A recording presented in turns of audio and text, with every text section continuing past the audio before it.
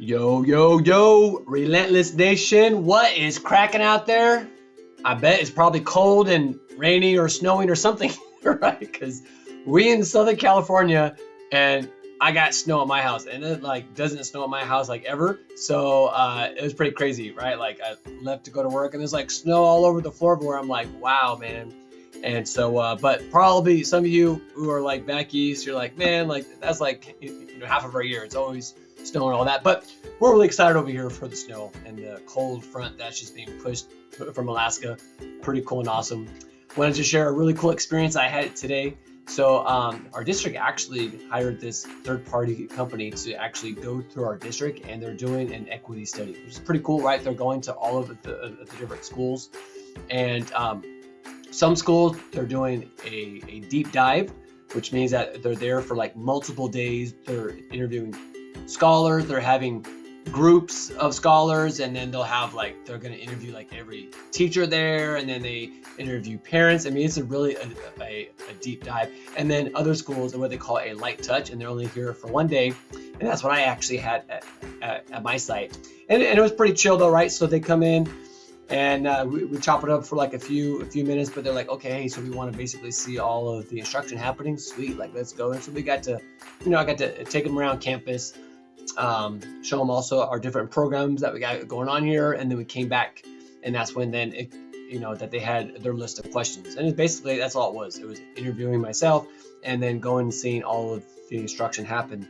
And I really love the questions though, right? So their goal is to find trends, find things that are like happening across the district, not necessarily like at one site, around equity. Are there any systems in place that are basically that we are creating inequities within our school, holding scholars back? And so I was really excited that they were here, and I was glad to be able to just answer honestly and just whatever it is that they were sharing. But one of the really fun questions that they asked was, if you had a magic wand and you were able to create the school of your dreams, what would that be? I love those kind of questions where you just it's outside of that kind of box.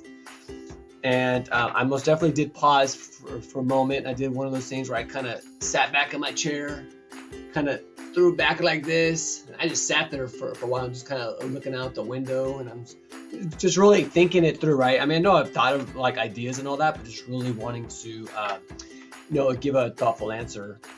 And I talked about creating like a school where it's less focused on like what grade are you in, right? And more focus on what skills do you need and what are your interests.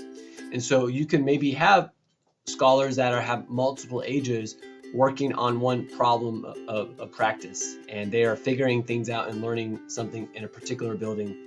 And in that same day, they may transition to another part of the building where they are able to solve now math problems with, again, scholars of different ages possibly, but maybe it's now related more to their interest, and basically giving room for scholars to build their creativity, to discover their strengths, and to capitalize on that.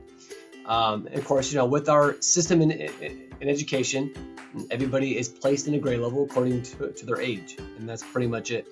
And so, but we know that in the job, in the workforce, right? Like, you got people working at a job that are 10 years apart, 20 years apart, 30 years apart, right? Like, it just goes all kinds of different ages, all kinds of different experiences, but you're putting your brains together to solve something. And so that was like my dream right there, like creating a system where that is happening, where it's based off of students, not just interest, but what are the strengths that they possess. And then also it's not confined by the age that you particularly are at.